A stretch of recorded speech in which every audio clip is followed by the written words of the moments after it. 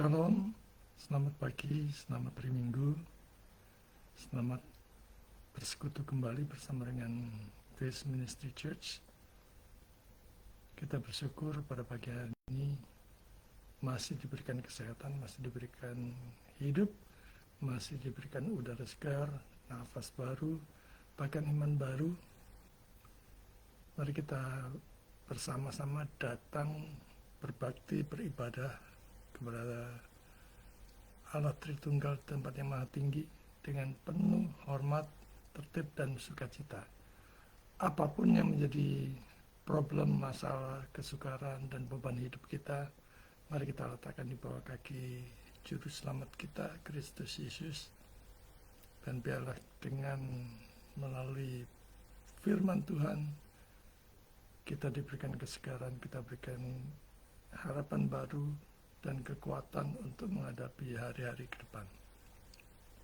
Kita bersama-sama memuji, memuliakan namanya, memanjatkan pokok-pokok doa, dan mendengarkan maksud dan kehendak Tuhan melalui pemberitaan firman yang akan kita dengar. Dimanapun saudara berada saat ini, apakah di dalam negeri, di perkotaan, di pedesaan, ataupun di pedalaman, atau bahkan saudara yang ada di lepas pantai, dan juga di luar negeri, di mana tidak ada gereja atau penambah Tuhan yang bisa melayani saudara untuk bersekutu, berbakti kepada Tuhan.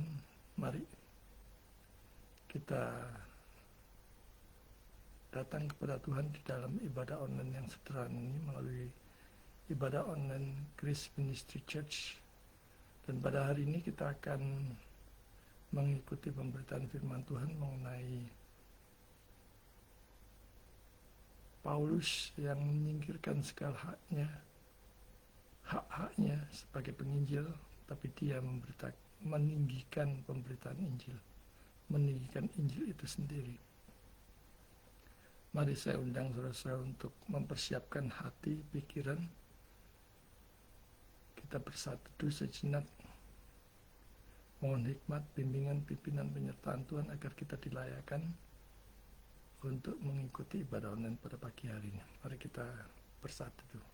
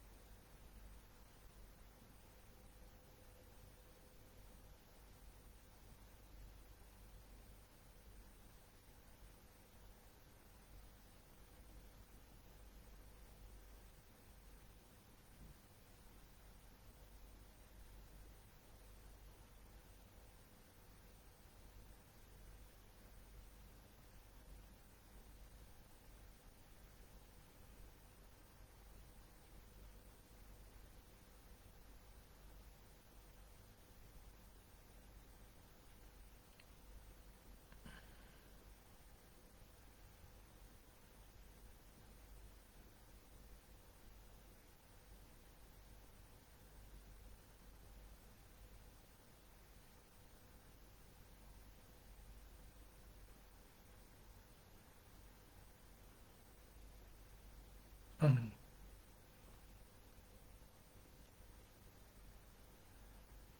Galatia 2 ayat 20 firman Tuhan mengatakan, namun aku hidup, tetapi bukan lagi aku sendiri yang hidup, melainkan Kristus yang hidup di dalam aku.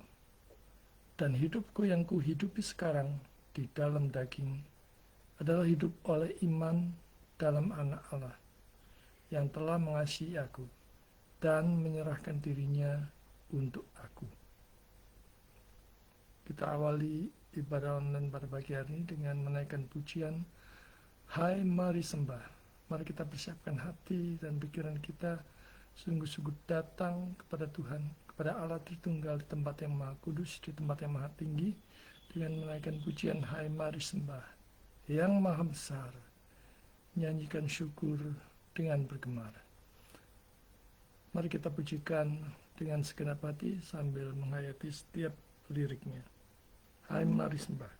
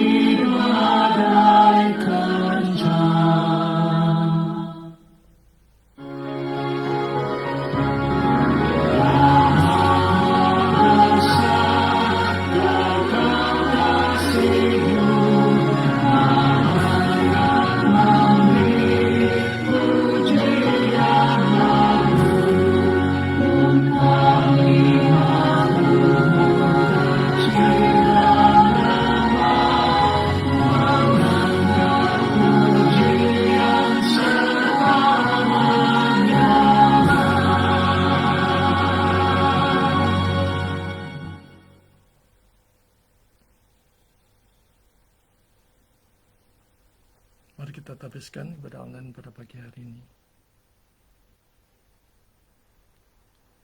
Ibadah online pada pagi hari ini diadakan di dalam nama Allah Tritunggal, Bapa, Anak, dan Roh Kudus yang telah menciptakan langit, bumi, dan segala isinya, yang tak pernah meninggalkan pekerjaan tangannya, dan yang kasih setianya kekal selama-lamanya. Turunlah atas saudara-saudara sekalian anugerah dan damai sejahtera dari Allah Bapa kita dan dari Tuhan kita Yesus Kristus. Amin.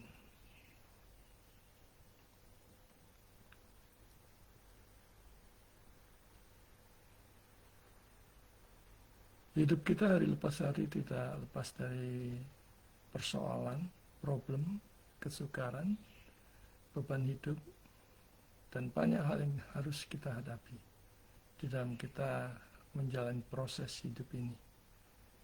Persoalannya adalah apakah kita makin dekat dengan Tuhan, makin bersandar kepada Dia, ataukah kita hanya mengandalkan kekuatan hikmat pikiran kita sendiri. Dan di dalam proses itu pasti ada jatuh bangun, ada kesesakan, ada kesukaran. Tetapi di dalam kondisi apapun, mari kita senantiasa tetap memuji dengan riang Allah kita yang kudus, yang maha kuasa itu memelihara setiap orang-orang pilihannya, memelihara dan mencukupkan apapun yang menjadi kebutuhannya. Karena itu tidak ada satupun yang perlu kita khawatirkan, perlu kita cemaskan, kita takutkan. Mari bersama-sama kita pujikan, kami puji dengan riang, Dikau Allah yang besar, bagai bunga terima siang, hati kami pun mekar. Mari kita pujikan, kami puji dengan riang.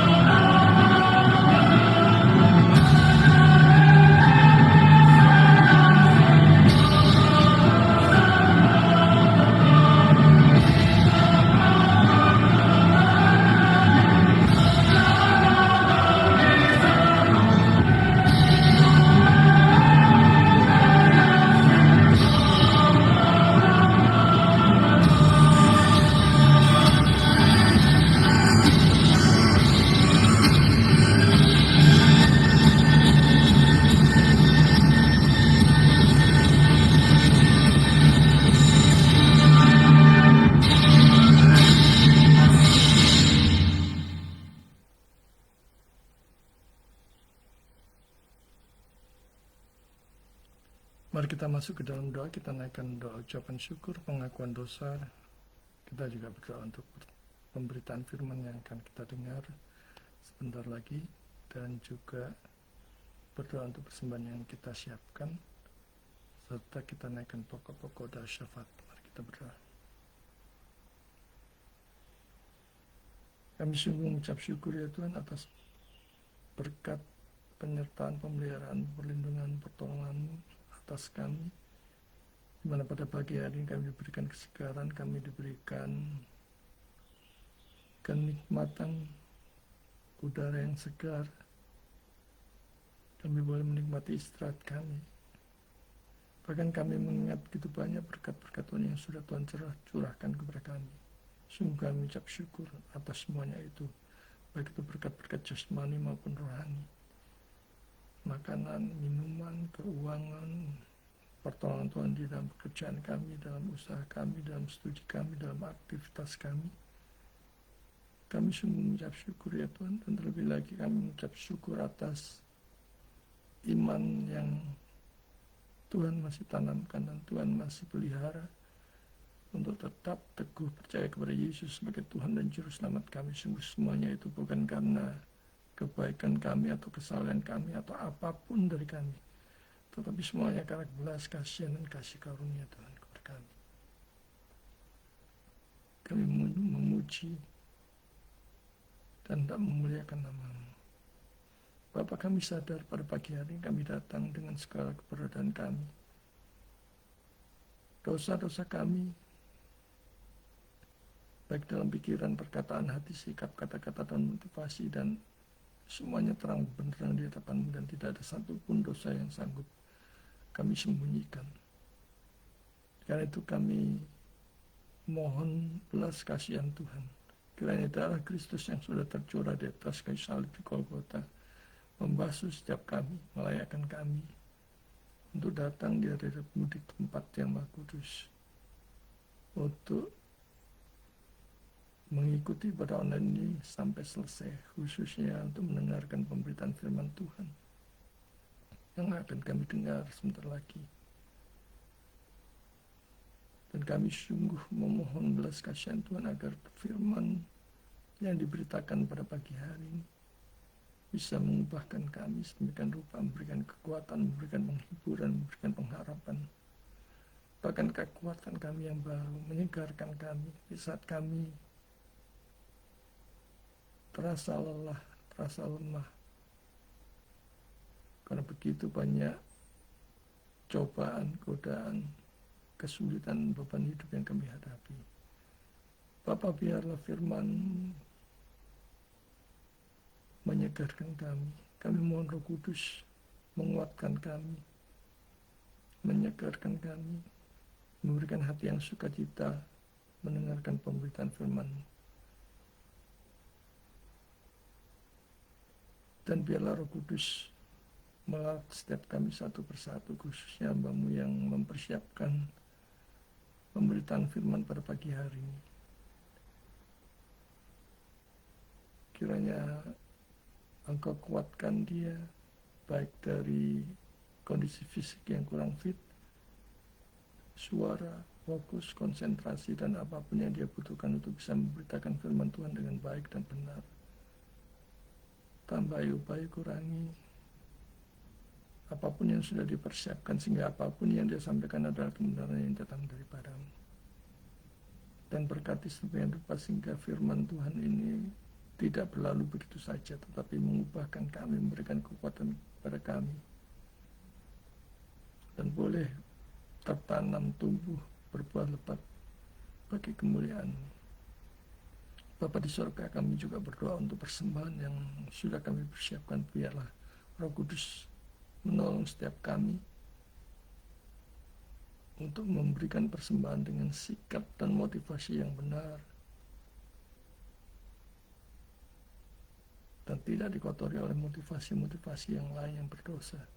Dan berkatilah tangan-tangan yang akan mengelolanya ya Tuhan, sehingga apapun yang akan dipakai adalah memprioritaskan untuk memuliakan nama Tuhan, memperlebar kerajaan Allah di muka bumi ini. Bapa di surga, pada pagi hari ini kami juga ingat akan kondisi bangsa dan negara kami.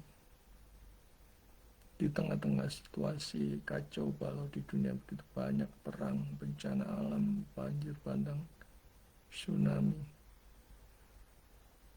gunung meletus dan sebagainya. Bapak, kami sungguh bersyukur bahwa Indonesia tetap di dalam perlindungan pemeliharaan-Mu. Sekalipun masih ada di sana di banyak tempat masih saja ada yang mencoba untuk memperkeruh suasana di Indonesia, tapi relatif Engkau memberikan kedamaian, kesejahteraan. Kami sungguh mengucap syukur atas kebaikan.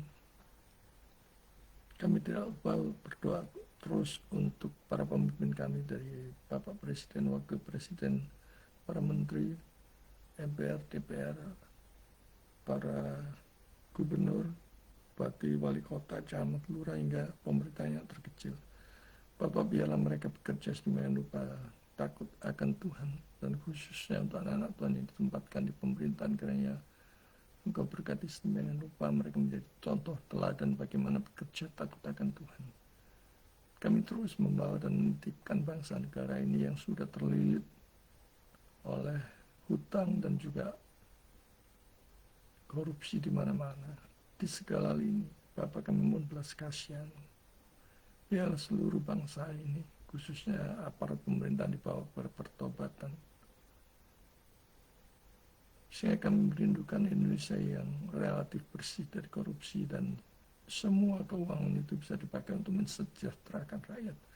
Dan kami terus menitipkan bangsa dan negara ini untuk kesejahteraannya, kesentosaannya, kedamaiannya, persatuannya ke dalam tangan-Mu, karena Engkau yang menggenggam setiap negara.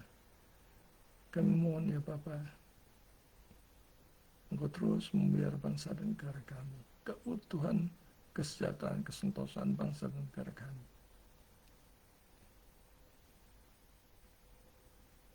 Biarlah untuk persoalan yang sudah begitu sulit dan mengakar, masalah korupsi ini, Engkau memberikan pertolongan dengan cara-Mu sendiri ya Tuhan. Dan pakai anak-anak-Mu di mana mereka duduk di dalam pemerintahan, supaya mereka boleh menjadi teladan bagaimana bekerja dengan takut akan Tuhan. Bapa di surga, kami tidak lupa juga berdoa untuk para hamba Tuhan di seluruh muka bumi, di mana pada pagi hari ini bersama-sama mereka menyampaikan pemberitaan firman Tuhan.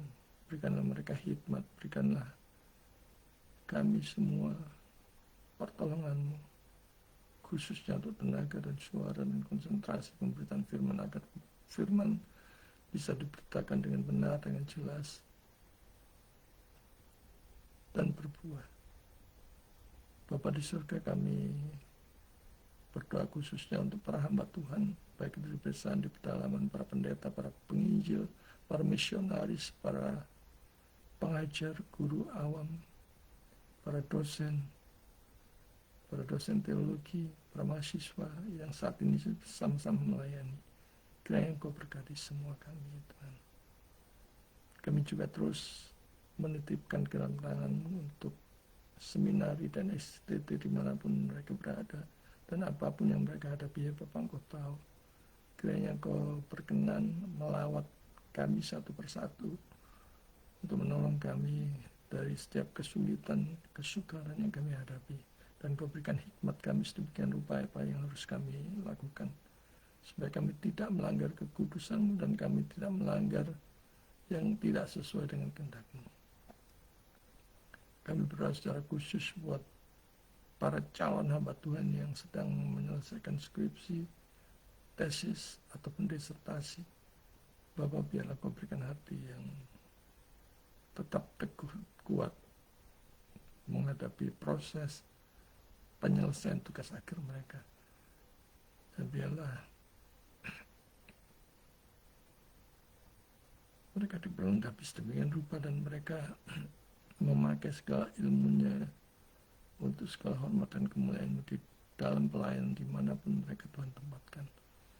Bapa di surga, kami tidak lupa juga berdoa pada saat ini untuk saudara-saudara kami yang sedang mengalami sakit, baik itu jasmani maupun rohani, baik itu yang terbaring di rumah sakit ataupun di rumah-rumah pribadi mereka, di dalam keadaan yang tidak berdaya. Bapak, kami mohon kemurahan-Mu di dalam nama Yesus, kiranya Engkau berkenan memulihkan mereka, menyembuhkan mereka, sehingga mereka kembali bersuka cita dan menikmati betapa cinta kasih Tuhan atas mereka, dan mereka diberikan iman yang semakin teguh setelah melewati masa-masa sukar ini. Khususnya kami berdoa untuk Bapak Miko yang terus masih di dalam pemulihan pasca stroke. Tuhan, kiranya Kau terus memberikan perbaikan dari hari ke hari. Bahkan Kau panggil kembali beliau di dalam pelayanan dan makin setia mengikut Tuhan. Dan berkati istrinya yang setia merawat dia, ya Tuhan. Berkati keluarga ini dalam kebutuhan, di dalam apapun yang mereka butuhkan, biarlah tetap bersandar kepada Tuhan. Kami juga tidak lupa berdoa untuk jemaat-Mu yang saat ini mengalami keterpurukan, khususnya bidang ekonomi, bahkan kebangkrutan. Ya Bapa, biarlah Engkau memakai kami, gereja dan jemaat-Mu yang berkelebihan, untuk membantu mereka, untuk memulihkan keadaan mereka, dan memberikan hikmat apa yang harus mereka lakukan supaya mereka tidak berputus asa, tapi mereka dibangkitkan rohnya penuh kegirangan, makin mengikut Tuhan dengan setia di tengah-tengah kondisi krisis yang mereka hadapi.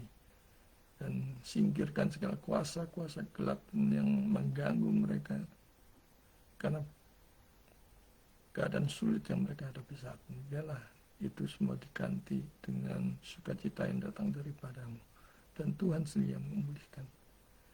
Juga kami tidak lupa berdoa untuk jemaat-Mu yang saat ini mengalami kelemahan iman, ingin undur dari Tuhan, ingin undur dari persekutuan, ingin undur dari gereja, ingin undur dari pelayanan, ingin meninggalkan semuanya. Bapak, pakai kami untuk mendekati mereka, baik itu dalam perkataan, dalam perbuatan, dalam sikap, dalam bantuan apapun, sehingga mereka diingatkan bahwa masih ada pertolongan campur tangan Tuhan. Dan kiranya Roh Kudus merampas mereka sendiri dari kekuatan si jahat yang hendak menipu dari kondisi keterpurukan mereka. Dan sebaliknya kami berdoa untuk iman mereka semakin diteguhkan, semakin dikuatkan. Bapa di surga, kami tidak lupa berdoa juga untuk jemaat-Mu yang saat ini menikmati sukacita yang datang daripada-Mu. Apakah menikmati ulang tahun pernikahan, menikmati ulang tahun anniversary hari jadian, menikmati berkat Tuhan, menikmati kebaikan Tuhan, apakah itu jabatan, posisi, rumah baru, ataupun berkat-berkat Tuhan yang lainnya. Biarlah Tuhan, kiranya Roh Kudus mengingatkan mereka bahwa semuanya itu datang daripada-Mu. Sadarkan kami bahwa segiat apapun yang kami lakukan, sebagus mungkin strategi yang kami lakukan, tanpa berkat dan campur tangan Tuhan, semuanya tidak akan berhasil. Dan biarlah Engkau genapkan sukacita mereka, dan mereka diingatkan bahwa Tuhan peduli atas mereka, dan biarlah mereka mengembalikan segala berkat-Mu untuk kemuliaan Tuhan. Kami berdoa secara khusus untuk Bapak Novi yang saat ini mungkin sedang bergumul untuk mempertimbangkan penempatan di negara yang baru. Bapak, kiranya Engkau terus memberikan hikmat kepada dia di dalam mengambil keputusan. Demikian juga dengan anaknya Saudara Theo dalam studinya di Korea, Tuhan berkati. Juga istrinya yang rajin, makin berkobar-kobar, kiranya Engkau buat giat sukacita melayani Tuhan dari hari ke hari. Bapa di surga, kami sungguh mengucap syukur dan ingin menyerahkan seluruh hidup kami ke dalam tangan-Mu, dan Tuhan memakai semuanya, masa depan kami, bisnis usaha kami, pekerjaan kami, studi kami, aktivitas kami arahkan untuk memulihkan Engkau, dan pakailah kami ya Tuhan bagi cerminan kasih-Mu, dan biarlah kami boleh menjadi saluran berkat bagi kemuliaan nama Tuhan. Bapa di surga, inilah seru dan doa kami yang kami alaskan di dalam satu nama, Yesus Kristus, satu-satunya Tuhan dan Juru Selamat kami yang hidup. Kami berdoa. Amin. Sebelum kita mendengarkan pemberitaan firman Tuhan, mari kita menaikkan pujian berkumandang suara dari seberang. Mari kita pujikan ini dengan penuh sukacita dan menghayati setiap liriknya. Berkumandang suara dari seberang, kirimlah cahayamu. Banyak jiwa di dalam dosa mengerang, kirimkanlah cahayamu. Biarlah Tuhan memakai kita untuk terus memberitakan kabar sukacita Injil Tuhan kepada banyak jiwa dan membawa jiwa-jiwa kepada Kristus supaya mereka percaya dan perolehan keselamatan. Mari kita pujikan berkumandang suara dari seberang.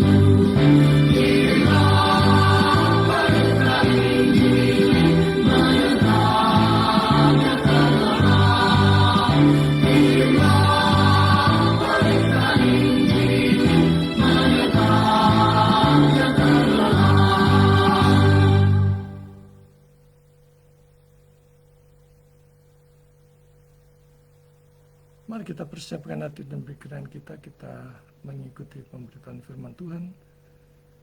Kita persiapkan 1 Korintus 9 ayat 1 sampai 19.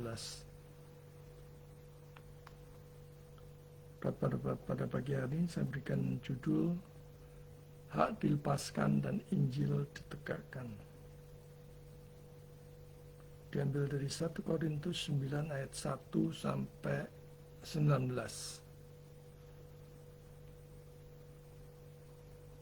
Bukankah aku rasul? Bukankah aku orang bebas? Bukankah aku telah melihat Yesus, Tuhan kita? Bukankah kamu adalah buah pekerjaanku dalam Tuhan? Sekalipun bagi orang lain aku bukanlah rasul, tetapi bagi kamu aku adalah rasul. Sebab hidupmu dalam Tuhan adalah meterai dari kerasulanku. Inilah pembelaanku terhadap mereka yang mengkritik aku. Tidakkah kami mempunyai hak untuk makan dan minum? Tidakkah kami mempunyai hak untuk membawa seorang istri? Tidakkah kami mempunyai hak untuk membawa seorang istri Kristen dalam perjalanan kami, seperti yang dilakukan rasul-rasul lain dan saudara-saudara Tuhan dan Kefas? Atau hanya aku dan Barnabas sajakah yang tidak mempunyai hak untuk dibebaskan dari pekerjaan tangan? Siapakah yang pernah turut di dalam peperangan atas biaya sendiri? Siapakah yang menanami kebun anggur dan tidak memakan buahnya? Atau siapakah yang mengembalakan kawanan domba yang tidak minum susu domba itu? Apa yang kukatakan ini bukanlah hanya pikiran manusia saja. Bukankah hukum Taurat juga berkata-kata demikian? Sebab dalam hukum Musa ada tertulis, janganlah engkau memberangus mulut lembu yang sedang mengirik. Lembukah yang Allah perhatikan? Atau kitakah yang ia maksudkan? Ya, untuk kitalah. Hal ini ditulis, yaitu pembajak harus membajak dalam pengharapan dan pengirik harus mengirik dalam pengharapan untuk memperoleh bagiannya. Jadi jika kami telah menaburkan benih rohani bagi kamu, berlebih-lebihankah kalau kami menuai hasil duniawi daripada kamu? Kalau orang lain mempunyai hak untuk mengharapkan hal itu daripada kamu, bukankah kami mempunyai hak yang lebih besar? Tetapi kami tidak mempergunakan hak itu. Sebaliknya, kami menanggung segala sesuatu, supaya jangan kami mengadakan rintangan bagi pemberitaan Injil Kristus. Tidak tahukah kamu bahwa mereka yang melayani dalam tempat kudus mendapat penghidupan dari tempat kudus itu? Dan bahwa mereka yang melayani mezbah mendapat bagian mereka dari mezbah itu. Demikian pula Tuhan telah menetapkan bahwa mereka yang memberitakan Injil harus hidup dari pemberitaan Injil itu. Tetapi aku tidak pernah mempergunakan satu pun dari hak itu.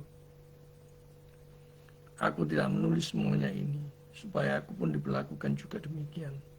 Sebab aku lebih suka mati daripada. Sungguh kemegahanku tidak dapat ditiadakan siapapun juga. Karena jika aku memberitakan Injil, aku tidak mempunyai alasan untuk memegahkan diri. Sebab itu adalah keharusan bagiku. Celakalah aku jika aku tidak memberitakan Injil. Kalau andai kata aku melakukannya menurut kehendakku sendiri, memang aku berhak menerima upah. Tetapi karena aku melakukannya bukan menurut kehendakku sendiri, pemberitaan itu adalah tugas penyelenggaraan yang ditanggungkan kepadaku. Kalau demikian, apakah upahku? Upahku ialah ini, bahwa aku boleh memberitakan Injil tanpa upah, dan bahwa aku tidak mempergunakan hakku sebagai pemberita Injil. Sungguh pun aku bebas terhadap semua orang. Aku menjadikan diriku hamba dari semua orang, supaya aku boleh memenangkan sebanyak mungkin orang.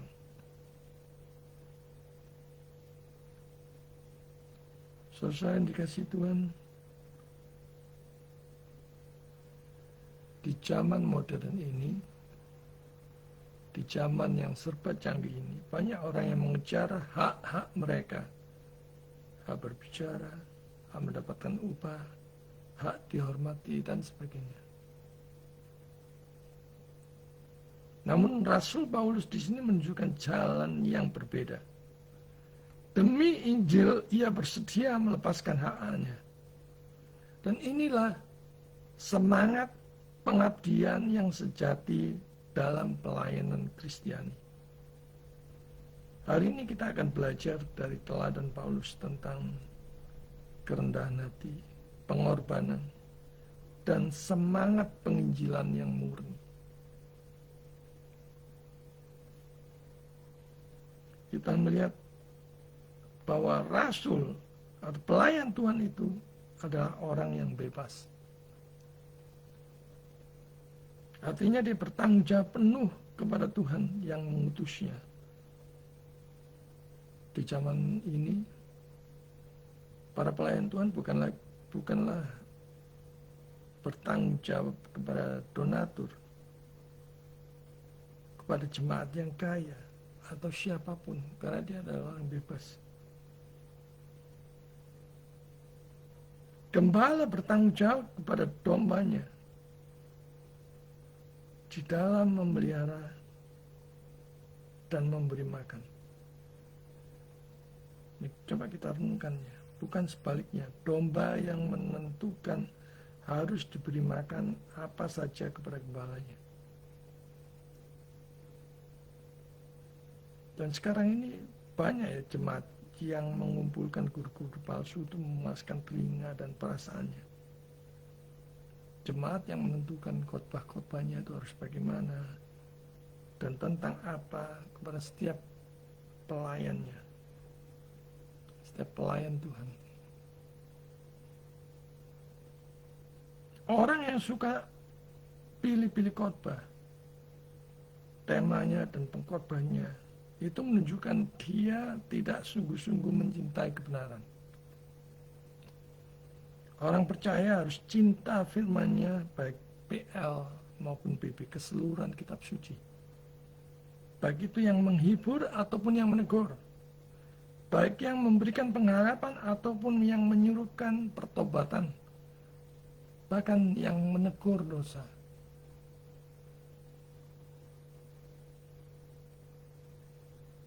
Dan berbuah pekerjaannya di dalam pelayanannya, yaitu jiwa-jiwa yang dibawa kepada Kristus.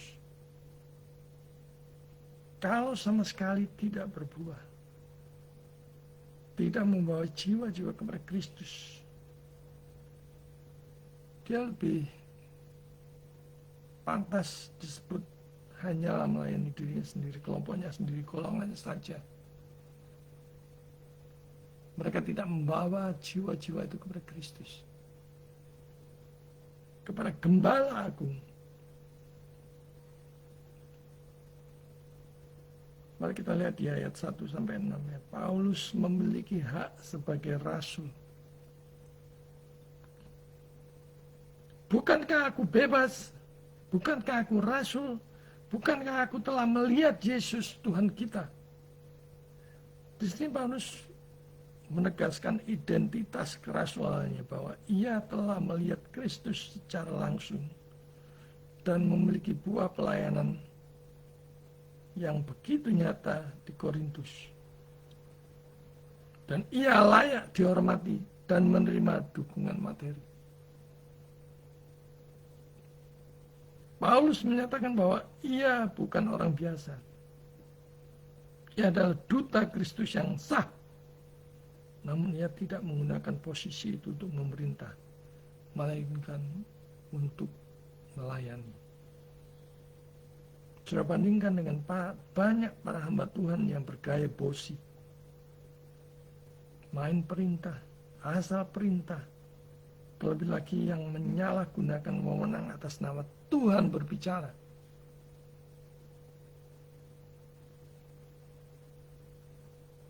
Kita melihat ya, hak-hak rasul pelayan Tuhan. Di sana dikatakan, tidakkah kami mempunyai hak untuk makan dan minum? Saudara, hamba Tuhan itu juga manusia yang mempunyai kebutuhan. Apalagi yang sudah berkeluarga, apalagi yang sudah mempunyai anak, 1, 2, 3 anak. Di suatu pedalaman di mana saya melayani, saya melihat hamba Tuhan 1 bulan itu hanya 350 dan harus menghidupi istri dan kedua anaknya. Saya bisa bayangkan betapa susahnya kalau tidak harus bekerja side job ya, selain dari melayani, harus terpaksa menjadi buruh dan sebagainya, buruh tani. Di sana dikatakan tidak, kami mempunyai hak untuk makan dan minum. Tetapi ada begitu banyak jemaat yang seringkali salah persepsi. Pada saat seorang hamba Tuhan mendapatkan berkat, seringkali diomongin. Kalau memang berkat-berkat itu di luar sewajarnya, kita patut memilikinya. Tetapi kalau itu memang harus yang sepantasnya, selayaknya yang dia dapatkan, kita patut bersyukur supaya dia bisa melayani dengan lebih baik. Di sana katakan, tidakkah kami mempunyai hak untuk membawa seorang Kristen, seorang istri Kristen dalam perjalanan kami? Saudara yang dikasih Tuhan, apakah hak pelayan Tuhan ini diperhatikan sungguh-sungguh oleh pengurus, oleh jemaat gereja? Saudara memperhatikan pelayan Tuhan yang melayani gereja saudara, yang melayani jemaat saudara, bahwa pelayan Tuhan juga butuh makan dan minum, butuh support dan dukungan untuk menunjang pelayanannya, agar dia lebih fokus pada pemberitaan Injil.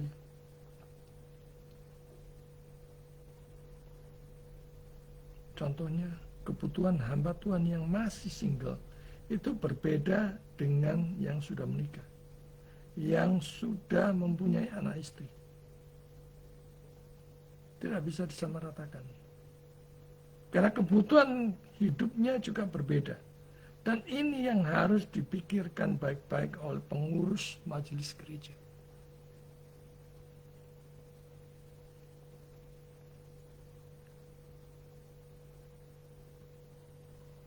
Berikutnya adalah hak untuk mendapatkan nafkah dari pelayanannya.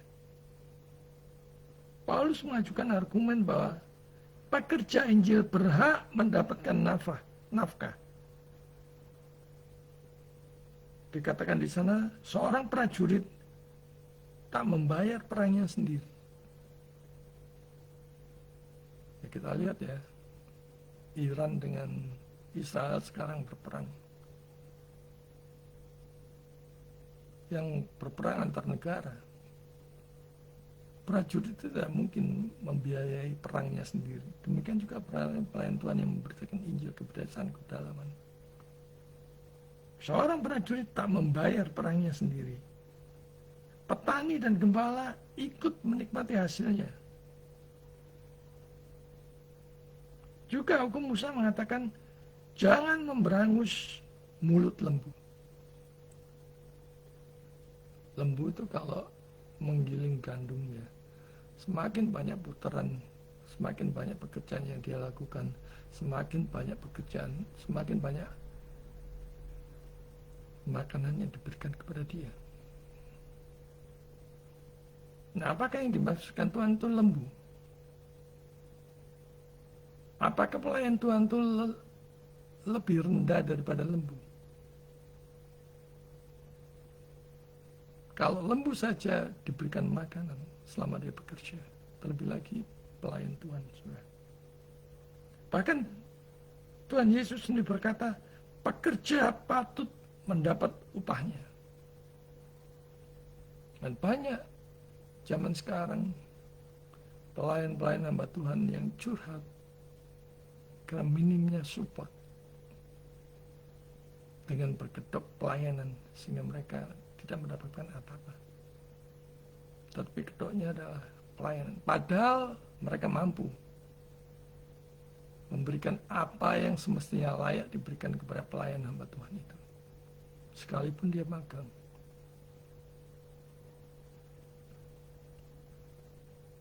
Pekerja patut mendapat upahnya. Namun semua itu bukan demi uang. Di sini Paulus menolak disamakan dengan pedagang rohani yang mengumpulkan profit kekayaan pribadi dengan kedok kesalehan.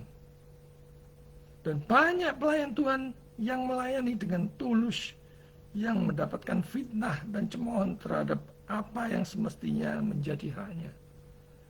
Bahkan hak-haknya kurang diperhatikan.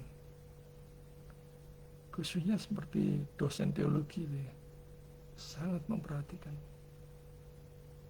STT Seminari banyak yang memperlakukan dengan sangat buruk para pengajar, para dosen. Dan seharusnya kalau mereka mengetahui kebenaran tentang ini, seharusnya mereka memperlakukan para dosen, para pengajar dengan selayaknya.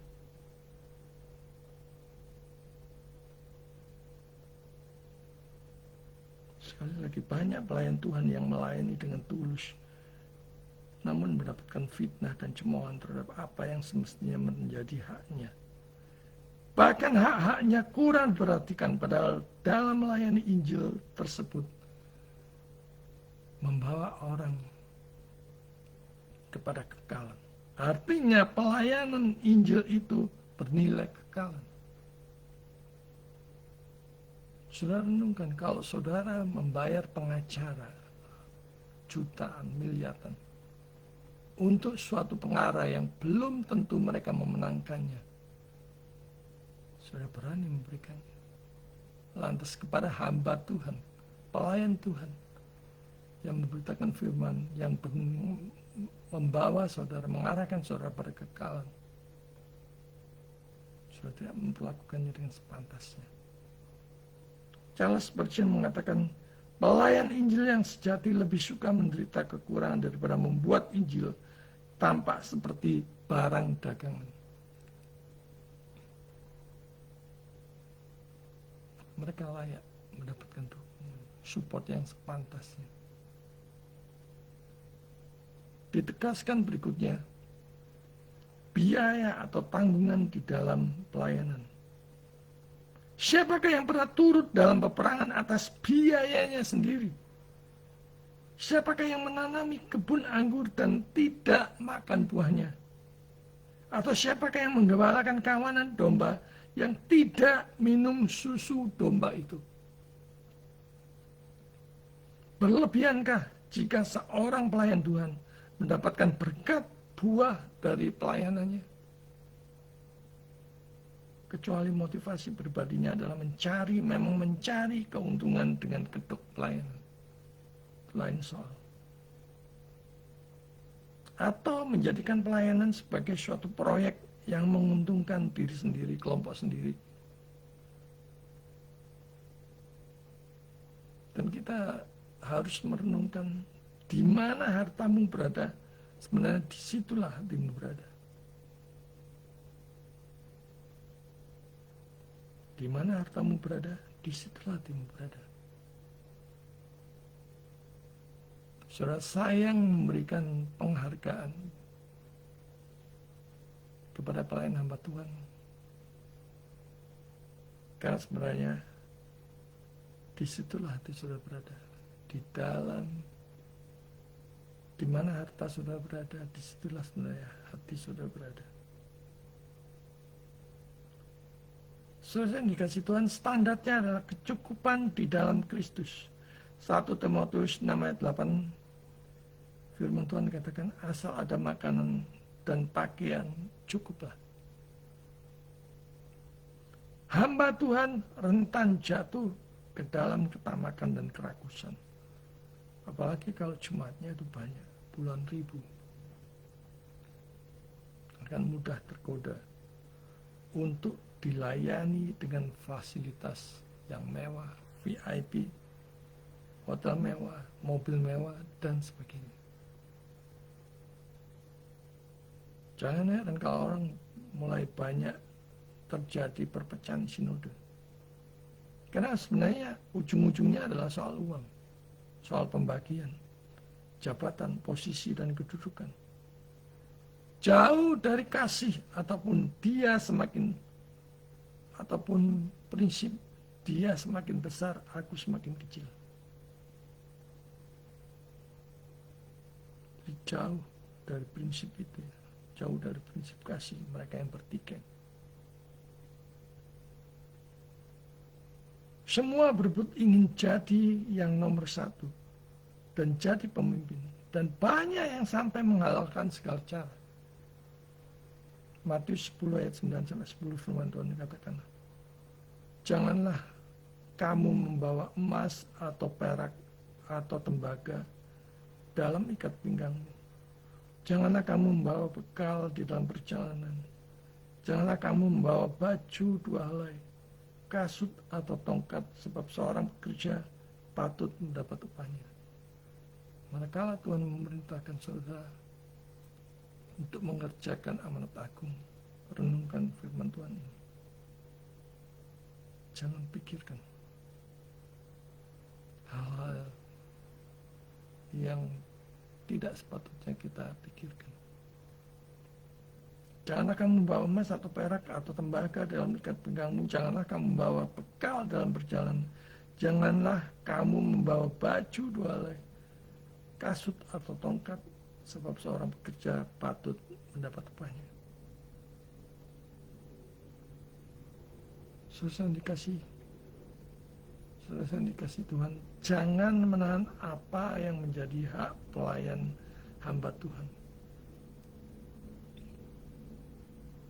Janganlah engkau memberangus mulut lembu yang sedang mengirik. Lembukah yang Allah perhatikan?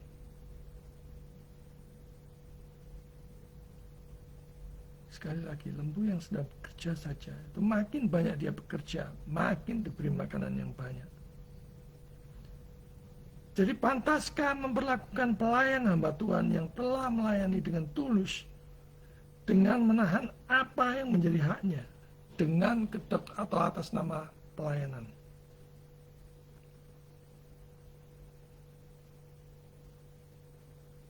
Apakah dia lebih rendah dari seekor lembu itu? Dan ini yang patut kita renungkan. Pengharapan memperoleh bagian di dalam pelayanan. Di sini kita lihat ya. Firman Tuhan katakan pembajak harus membajak dalam pengharapan. Dan pengirik harus mengirik dalam pengharapan untuk memperoleh bagiannya.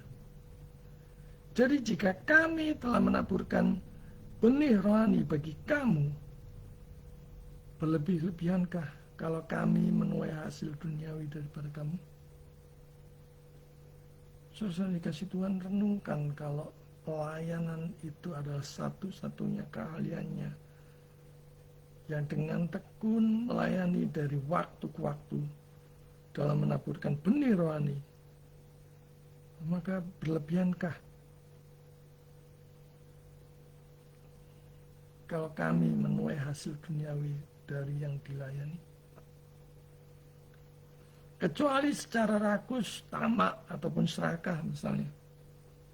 Ini karena persembahannya besar, persepuluhannya besar, dan jemaat yang luar biasa besar, yang luar biasa banyaknya.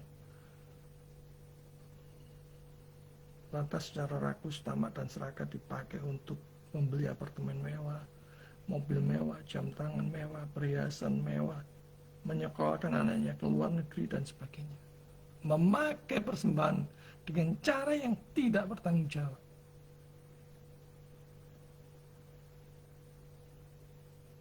Renungkan sekali lagi, di mana hartamu berada, di situlah hatimu berada.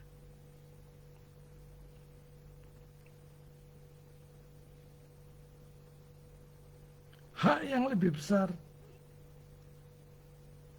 tidak mempergunakan hak itu. Kita lihat betapa luar biasanya Paulus ya. Paulus melepaskan haknya demi Injil. Hak yang lebih besar tidak digunakannya. Kalau orang lain mempunyai hak untuk mengharapkan hal itu daripada kamu, bukankah kami mempunyai hak yang lebih besar?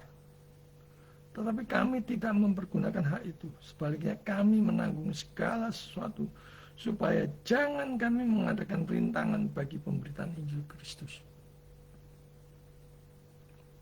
Saudara yang dikasih Tuhan, supportlah, dukunglah para pelayan hamba Tuhan yang dengan tulus dan dengan benar melakukannya, motivasinya, dan sungguh-sungguh memberitakan firman Tuhan dari penggalian firman Tuhan yang begitu mendalam, begitu hormat terhadap firman Tuhan, begitu mengasihi Tuhan.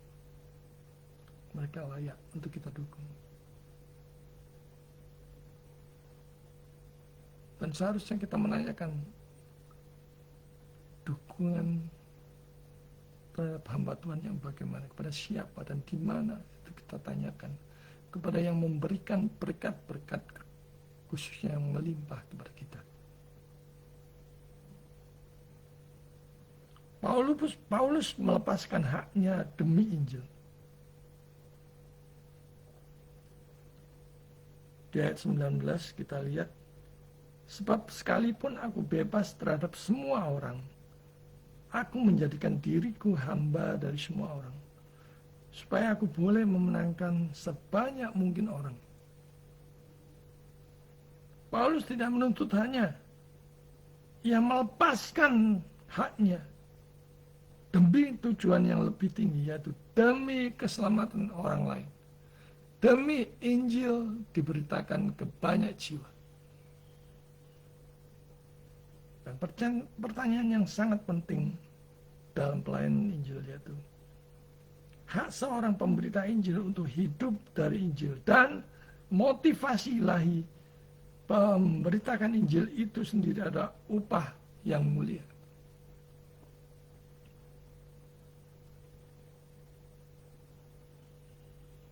Kita melihat penghidupan dari yang dilayaninya.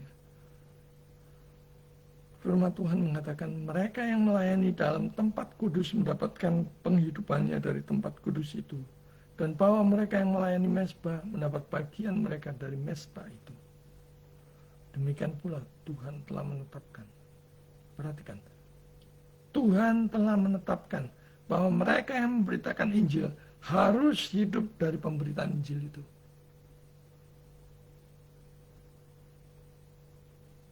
Apa maksudnya hidup dari pemberitaan Injil? Ini berarti bahwa orang yang melayani Injil secara penuh,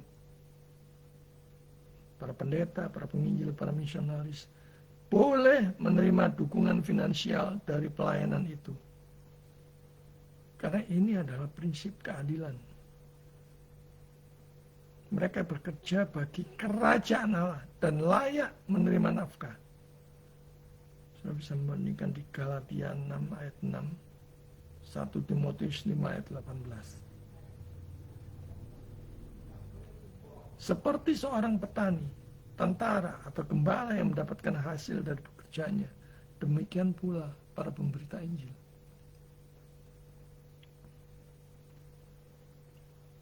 Jadi tidak salah jika penginjil menerima gaji, menerima bantuan atau dukungan hidup dari pelayanannya. Pemberita Injil harus hidup dari pemberitaan Injilnya. 1 Korintus 9 ayat 14, Tuhan telah menetapkan bahwa mereka yang memberitakan Injil harus hidup dari pemberitaan Injilnya. Para pelayan Injil, para penginjil, gembala, misionaris berhak menerima dukungan finansial dari pelayanan mereka untuk memperlebar kerajaan Allah di muka bumi.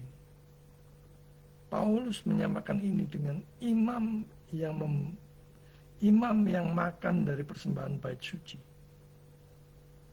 Ayat 13. Dan petani yang berhak makan dari hasil ladangnya. Ayat 7. Dan tentara yang layak menerima gaji. Ayat 7. Saudara dikasih Tuhan, prinsipnya mereka yang mencurahkan hidup untuk Injil layak menerima dukungan dari umat yang dilayaninya. Namun Paulus sendiri memilih tidak menuntut hal itu, supaya Injil tidak disalahpahami sebagai cara untuk mengambil keuntungan. 1 Korintus 9 ayat 15-18. Tetapi hak itu tetap sah dan alkitabiah.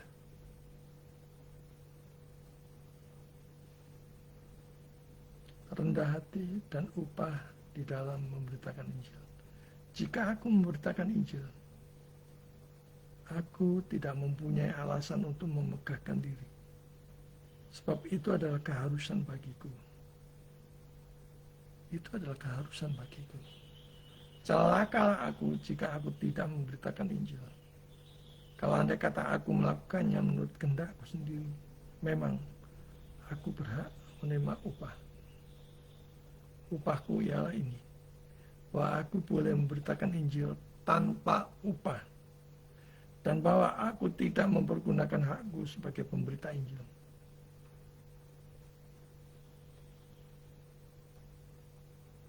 Sekali lagi, upahnya adalah memberitakan Injil. Bagi Paulus, sukacita terbesar dan motivasi yang terdalam bukanlah soal uang, bukanlah uang, tetapi kesempatan untuk memberitakan Injil. Ia rela melepaskan haknya untuk menerima upah, supaya tidak menghalangi siapapun untuk menerima Injil. Tetapi saudara yang dilayani oleh para hamba Tuhan dan mengetahui kebenaran, saudara juga mempunyai tanggung jawab untuk mensupport dia.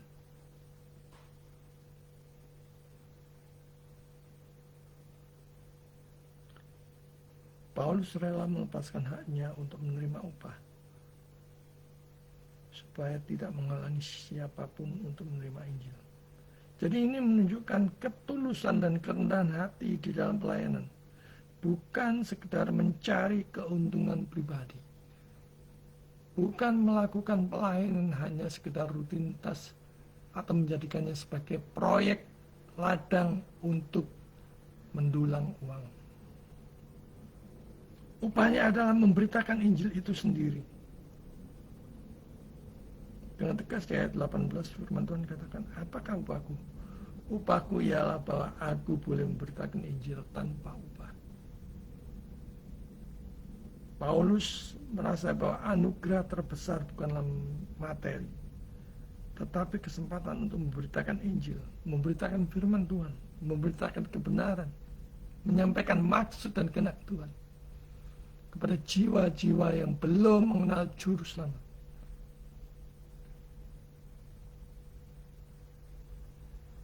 Dan ini adalah kesempatan untuk memberitakan Injil.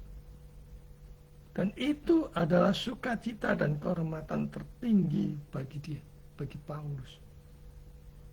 Paulus melihat pelayanan Injil bukan sebagai pekerjaan untuk digaji, tetapi sebagai panggilan ilahi yang mulia, dan mewartakan Injil itu sendiri adalah upah rohani yang terbesar.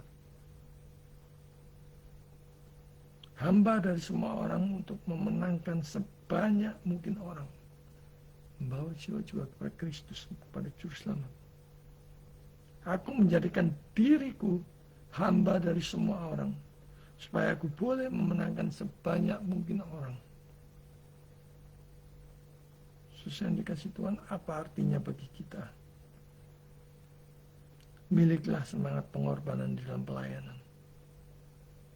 Jangan bertanya apa yang menjadi hakku, tapi apa yang bisa aku lepaskan demi Kristus.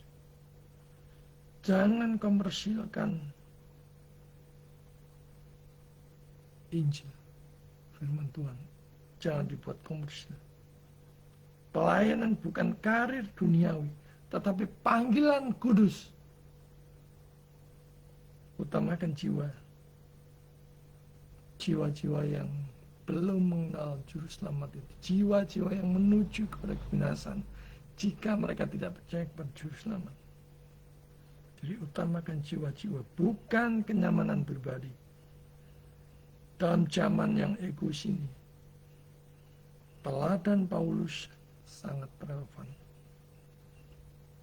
Tim Keller pernah mengatakan, kerendahan hati bukan berpikir rendah tentang dirimu sendiri, tapi berpikir tentang dirimu lebih sedikit.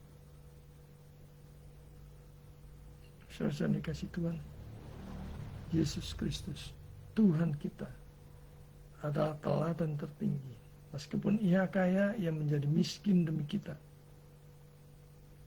Dan Paulus mengikuti jejaknya dengan melepaskan hak-hak duniawi demi kekayaan rohani orang lain. Mari kita pun menghidupi Injil bukan hanya dengan mulut, tapi juga dengan hidup yang mau berkorban, yang rela berkorban. Mengikut Tuhan, rela berkorban, mau berkorban. Bisa apa saja, bisa waktu, tenaga, dana, uang, perasaan, dan sebagainya. Bagi para pelayan Injil, yang pertama, mereka layak didukung. Pelayan penuh waktu perlu dihormati dan didukung secara layak oleh jemaat agar mereka bisa fokus melayani.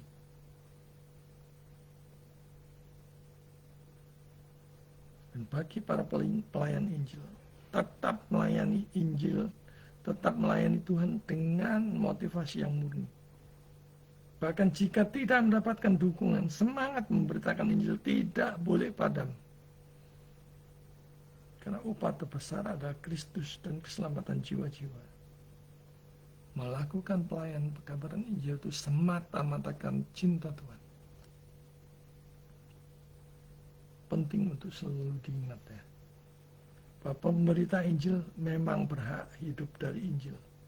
Artinya mendapat dukungan hidup dari pelayanannya.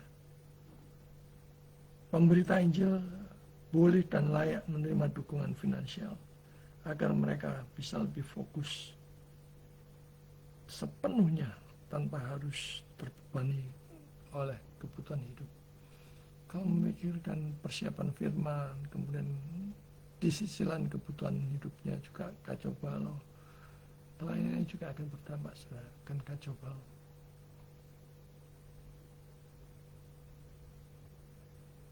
Namun motivasi utama mereka bukanlah uang, melainkan kasih kepada Kristus dan kerinduan untuk menyelamatkan jiwa-jiwa.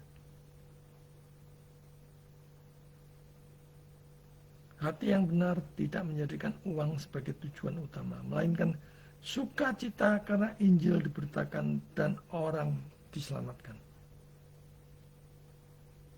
Bukan karena uang kami melayani, tetapi karena kasih Kristus. Tapi jika jemaat menghargai pelayanan itu, maka dukungan finansial adalah bagian dari kehormatan bagi Injil itu sendiri. Yang ketiga, pemberitaan Injil itu sendiri adalah sukacita dan upah terbesar bagi mereka yang diutus Tuhan. Jadi pemberita Injil yang sejati tidak, sekali lagi, tidak bergantung pada upah dunia, tapi juga tidak menolak dukungan umat dan melihat Injil sebagai harta yang tak ternilai, yang layak untuk diberikan seumur hidup. Saudara tidak mau mendukung para pelayan Tuhan, khususnya para pemberita Injil, para misionaris, dan sebagainya. Itu hak saudara. Ingat, Allah menuntut ketaatan saudara sebagai tanggung jawab, sebagai orang yang sudah diselamatkan, yang sudah ditebus, sebagai orang yang sudah diberkati. Kemanakah berkat-berkat Tuhan saudara salurkan, saudara pakai, saudara gunakan? Apakah dengan cara yang bertanggung jawab, ataukah sebaliknya, dengan cara-cara yang tidak bertanggung jawab, yang tidak Tuhan berkenan? Allah yang memanggil pemberita Injil itu bisa mencukupkan dari sumber yang lain kalau saudara tidak mau mendukungnya. Alam semesta ini miliknya, dan itu mudah saja bagi dia untuk mencukupkan para pelayannya. Saudara yang minim sekali mendapatkan dukungan, support di dalam pelayanan pekabaran Injil, jangan berkecil hati. Atasan saudara, bos saudara, itu adalah raja di atas segala raja. Raja pemilik dan pencipta alam semesta ini.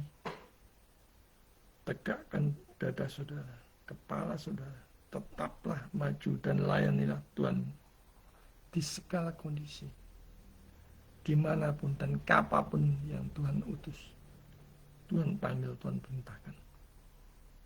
Minim support atau bahkan tidak ada yang mendukungmu sekalipun, setialah melayani rajamu, setialah melayani juru selamat. Tuhan memberkati. Amin. Soli Deo Gloria. Mari kita berdoa.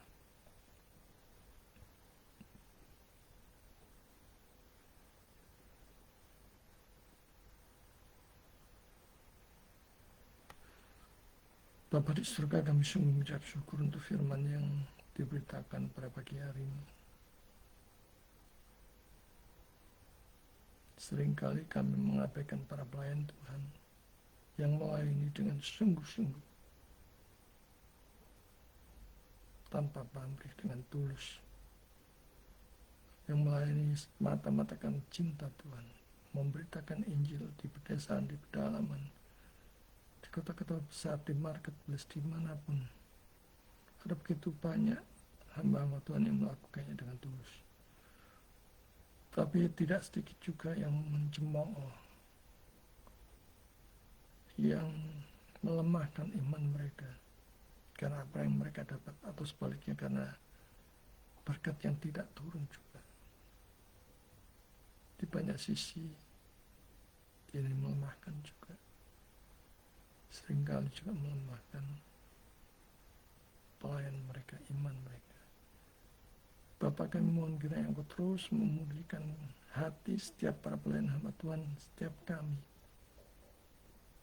Saat Engkau memanggil kami dalam pelayanan, menyebarkan Injil, memuridkan, mengerjakan misi, atau pelayanan dalam bentuk apapun, biarlah baik itu cara dan motivasinya itu bisa kami lakukan dengan benar. Dan pakai kami yang sudah Engkau berkati secara luar biasa untuk mensupport, untuk mendukung para pelayan hamba Tuhan, dan mengutamakan pelayanan Tuhan, memuliakan Tuhan, menomorsatukan Tuhan lebih dari yang lain. Ampuni seringkali kami memakai berkat-berkat Tuhan dengan secara yang tidak bertanggung jawab. Mulai pagi hari ini kami bertobat dan ingin memakai berkat-berkat Tuhan dan menyalurkannya untuk mensupport para hamba Tuhan, khususnya di pedesaan dan pedalaman, khususnya mereka yang melayani dengan tulus, dengan rendah hati, supaya mencukupkan segala kebutuhan mereka di dalam pelayanan. Dan kami terus berdoa supaya iman mereka diteguhkan dan diberikan sukacita yang meluap bulat, berkobar-kobar melayani Tuhan, semangat yang tak henti, semangat yang tidak pernah padam apapun kondisi yang mereka hadapi. Terima kasih. Di dalam nama Yesus kami berdoa. Amin. Mari kita persiapkan persembahan yang sudah kita siapkan, sambil mengingat firman Tuhan dari Lukas 6 ayat 38. Berilah dan kamu akan diberi suatu takaran yang baik, yang dipadatkan, yang dikoncang, dan yang tumpah keluar, yang akan dicurahkan ke dalam ribaan. Sambil kita mempersiapkan persembahan kita dengarkan pujian Ini Aku, Utus Aku.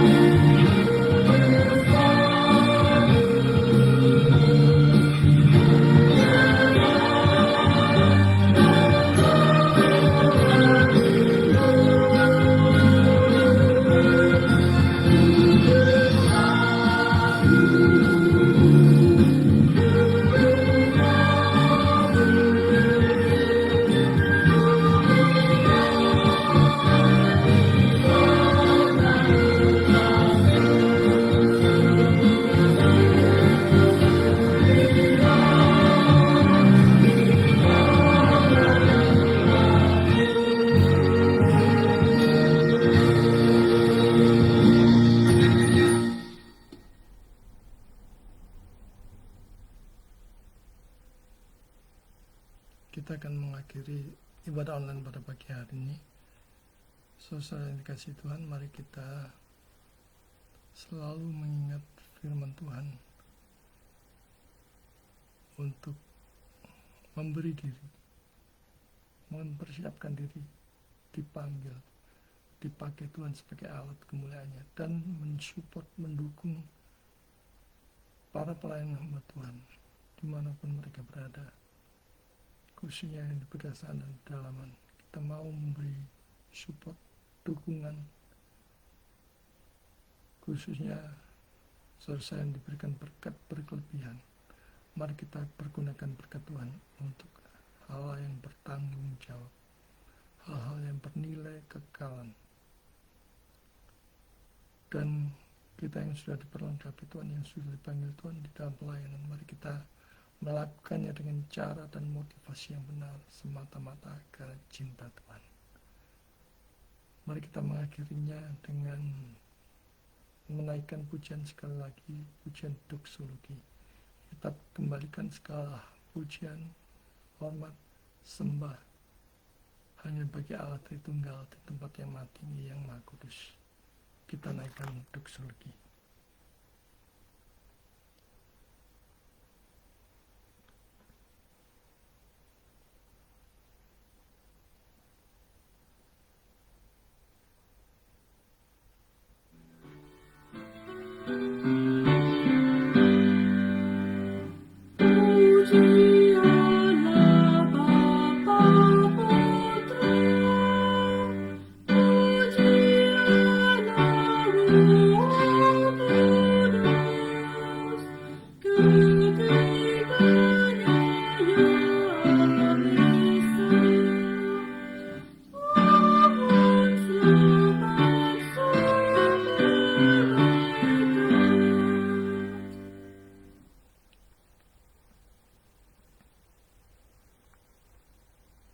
Saudara yang dikasihi Tuhan, arahkanlah hati dan pikiran kepada Tuhan dan terimalah berkat Tuhan.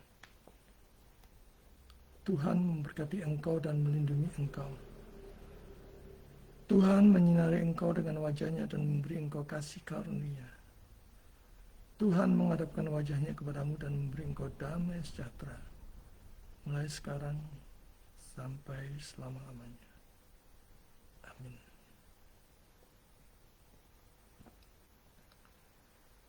Puji Tuhan, ibadah online kita pada pagi hari ini sudah selesai. Ada sedikit pengumuman. Sekali lagi saya mengingatkan STOS atau Sekolah Teologi Online Surabaya. Ini untuk kaum awam dan non-gelar, untuk melengkapi kaum awam, khususnya yang digerakkan Tuhan untuk masuk ke dalam pelayanan, supaya mereka diperlengkapi dengan pengertian firman Tuhan yang benar. STOS kelas malam jam 7 malam untuk bulan Agustus nanti akan ada 2 mata kuliah. Christian Leadership pada hari Selasa jam 7 malam, dan untuk kelas Eklesiologi atau Doktrin Gereja hari Kamis jam yang sama pukul 7. Dan untuk kelas yang berjalan pada Juli ini adalah Christian Ethics dan Misiologi. Kalau Christian Ethics sudah mau selesai ya, dan Misiologi masih pertemuan keempat. Tapi kalau sudah mau bergabung untuk join kelas Agustus ataupun sekarang juga mau menjadi pendengar, saya masih boleh untuk mengikutinya, dan silakan saudara mendaftarkan diri di nomor WA yang tercantum di layar. Saudara secara pribadi ataupun komsel ataupun persekutuan doa saudara, silakan menghubungi nomor WA yang tercantumnya. Juga untuk saudara yang mau join menjadi jemaat Grace Ministry Church, ataupun yang mau berpartisipasi, berkolaborasi, bersinergi dalam pelayanan, baik itu misi, pekabaran Injil, ataupun pemuritan dalam seminar dan KKR, serta pelayanan-pelayanan yang lain, silakan saudara menghubungi nomor WA yang tercantum di layar. Itu saja pengumumannya. Oh, juga untuk buku-buku teologi, e-book. Di sana ada begitu banyak, kayak misalnya buku tentang eskatologi, doktrin Allah, iman dan pertobatan. Saudara bisa memesannya melalui nomor handphone yang tercantum di layar ya. Ya, itu saja pengumumannya. Selamat hari Minggu. Selamat berjalan iring dengan Tuhan, menghadapi hari demi hari, menghadapi tantangan, berjalan bersama dengan Tuhan. Silakan saudara melakukan saat teduh untuk mengucap syukur kepada Tuhan. Selamat hari Minggu. Tuhan memberkati.